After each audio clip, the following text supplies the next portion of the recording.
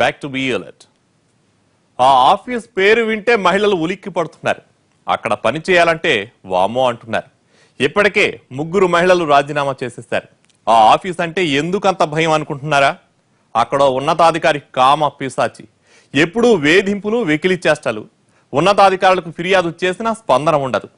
తనను ఎవరూ ఏమీ చేయలేరన్న ధీమాతో ఆ అధికారి విశ్వరూపం చూపిస్తున్నాడు. చివరకు ఆ ఆఫీసర్ పై గ్రీవెన్స్ డేలో ఫిర్యాదు చేశారు బాధితులు.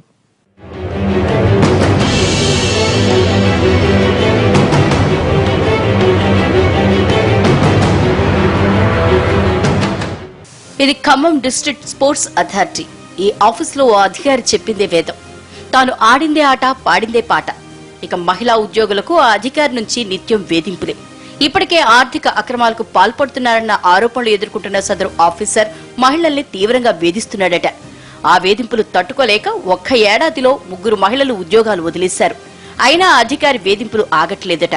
వారిని వేధిస్తూనే ఉన్నాడు. తిరిగొచ్చి ఉద్యోగంలో చేరాలని ఒత్తిడి చేస్తున్నాడట. లేకపోతే పెండింగ్ లో ఉన్న జీతం ఇచ్చేదే లేదని మెలికిపెడుతున్నాడట. ఈ ఆఫీసర్ ఆగడాలు ఎంతకాలం నుంచి సాగుతున్నాయో కానీ చివరికి ఓ బాధితురాలు మీడియా ముందుకొచ్చింది. ఆ కామపిశాచి అరాచకాల్ని బయటపెట్టింది. ఈ ఆఫీసులో ఉద్యోగం పొందిన అమ్మాయికి ఆర్డర్ కాపీ ఇవ్వకుండా వేధించాడట. తాను చెప్పినట్లు వింటే డబ్బులిస్తానని, కారులో ఎక్కడికైనా వెళ్దాం రమ్మని నిత్యం వేధించేవాడట.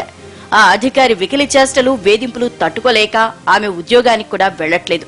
ప్రస్తుతం గర్భవతిగా ఉన్న ఆమెను వదిలిపెట్టకుండా వెంటపడుతున్నాడట సదరు ఆఫీసర్. చెప్పుకోలేని ఇబ్బందులు పెట్టేటోడండి. మధ్యాహ్నం లంచ్ టైంలో ఎవరు ఉండేవాళ్ళు కాదు. ఆ టైంలో అక్కడే ఉండి నన్ను బాగా ఇబ్బంది పెట్టేటోడు. ఇబ్బందికరమైన మాటలతో వేధించేటోడు. బాగా మధ్యాహ్నం రూమ్ తీసుకొని అక్కడ ఉందామని బాగా ఫోర్స్ చేసేటోడు సార్. నన్ను బయటకి టూర్లకు రమ్మంటూ, అక్కడికి రమ్మంటూ, ఇక్కడికి రమ్మంటూ ఇబ్బంది పెట్టేటోడు. మహిళల్ని తనకు నచ్చినట్లు వాడుకోవాలని చూస్తున్న సదరు ఆఫీసర్ తాత్కాలిక సిబ్బందికి చుక్కలు చూపిస్తున్నాడట. పని చేయించుకున్న తర్వాత డబ్బులు ఇవ్వకుండా తిప్పుతున్నాడట. ఎవరైనా నిలదీస్తే ఎవరికి చెప్పుకుంటావో చెప్పుకో, ఎవరేం చేయలేరని బెదిరిస్తున్నాడట. దీనిపై పోలీసులకు ఫిర్యాదు చేసినా న్యాయం జరగలేదని, అందుకే గ్రీవెన్స్ డేలో ఫిర్యాదు చేశామంటున్నాడు ఓ తాత్కాలిక ఉద్యోగి. ఆ 45 శాలరీ అడిగితే మాట్లాడలేదు. ఈ శాలరీ విషయంలో పోలీస్ స్టేషన్లో కంప్లైంట్ కూడా చేశాను. దానికి రాజారెడ్డి గారు, ఆ డిఎస్ మన స్టేషన్ హౌస్ ఆఫీసర్ రాజారెడ్డి గారు ఏమన్నారంటే, నీకు అపాయింట్మెంట్ ఆర్డర్ ఉంటే నేను కేసు రిజిస్టర్ చేస్తా, లేకపోతే లేదన్నట్టు మాట్లాడారు. ఆ విషయంలో నేను ఏం చేయాలని అడిగితే, మీరు కలెక్టర్ని అప్రోచ్ కానీ అంటే కలెక్టర్కి ఇవాళ గ్రీవెన్స్ డేనా అప్లికేషన్ ఫైల్ చేశాను. గతంలో ఈ అధికారి ఆగడాలపై విచారణకు ఆదేశాలు వచ్చాయి. కానీ ఇప్పటి వరకు విచారణ సాగలేదు. దీంతో తన్నెవరూ చేయలేరన్న ధీమా పెరిగింది ఈ ఆఫీసర్ కు. గతంలో పనిచేసిన జిల్లాలో కూడా ఇలాంటి ఆరోపణలే ఉన్నాయి. ఓ మహిళ జాయింట్ కలెక్టర్ కి ఫిర్యాదు చేసినా చర్యలు తీసుకోలేదు. దీంతో ఆ కార్యాలయంలో పనిచేస్తున్న వారు ఉద్యోగాల్ని వదిలివేద్దామని నిర్ణయించుకున్నారు.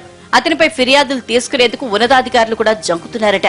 ఇక మీపై వస్తున్న ఆరోపణలకు మీ సమాధానం ఏంటని ఎన్టీవీ ప్రతినిధి ఫోన్ చేస్తే సదరు ఆఫీసర్ నుంచి స్పందన లేదు.